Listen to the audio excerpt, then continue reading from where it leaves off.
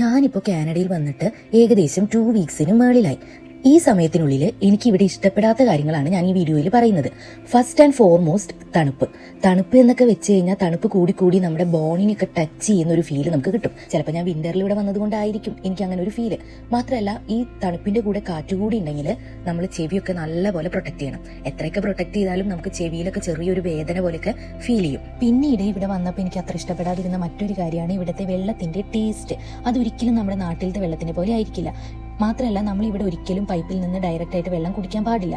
നല്ല രീതിയിൽ ഫിൽട്ടർ ചെയ്തതിന് ശേഷം മാത്രമേ നമ്മൾ ഇവിടെ വെള്ളം കുടിക്കാനായിട്ട് പാടുള്ളൂ. അതും ഈ ഫിൽട്ടർ ഒരു 2 to 3 മന്ത്സിനുള്ളിൽ എപ്പോഴും ചേഞ്ച് ചെയ്തുകൊണ്ടിരിക്കും വേണം. കാരണം എന്തെങ്കിലും ഹെവി മെറ്റൽസ് ഒക്കെ ഉണ്ടെങ്കിൽ അത് റിമൂവ് ചെയ്യാൻ വേണ്ടിയിട്ടാണ് ഇവിടെ മെയിൻ ആയിട്ട് ഈ ഫിൽട്രേഷൻ നടത്തുന്നത്.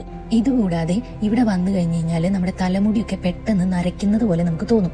കാരണം ഇവിടുത്തെ വെള്ളത്തിൽ ക്ലോറിന്റെ കണ്ടന്റ് കൂടുതലായതുകൊണ്ട് തന്നെ നാട്ടിലത്തെ പോലെ എന്നും തല കുളിച്ചു കഴിഞ്ഞാൽ നല്ല പണി കിട്ടും. ഇനിയിപ്പോൾ ഡെയിലി നമ്മൾ തല കുളിച്ചില്ലെങ്കിൽ നമ്മൾ നേരിടുന്ന ഏറ്റവും വലിയ പ്രശ്നം എന്ന് പറയുന്നത് തലയിൽ ഒരു പൊറ്റ പോലെ ഒരു താരന്റെ പോലെയുള്ള ഒരു സംഭവം വന്നു തുടങ്ങും വെള്ള കളറിൽ. അത് നമുക്ക് ഭയങ്കര അൺകംഫർട്ടബിൾ ആയിരിക്കും.